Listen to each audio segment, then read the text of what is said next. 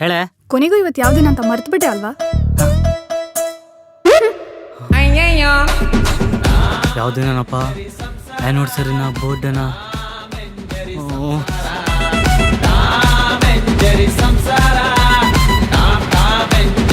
Surprise! ಇವತ್ತೇನ್ special day ಅಂತ ಮರ್ತ್ಬಿಟ್ಟೆ ಅನ್ಕೊಂಡಿಯಲ್ಲ?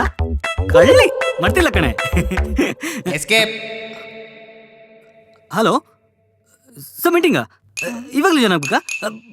ಬಂದು ಜಾಯ್ನ್ ಅಂತ ಬಂದೆ ಸರ್, ಬಂದೆ.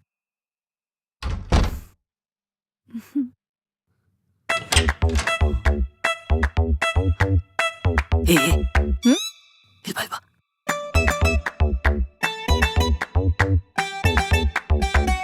ಇವತ್ತೇನ್ ಸ್ಪೆಷಲ್ ಡೇ ಅಂತ ನಿಂಗೆ ಏನಾರ ಗೊತ್ತಾ?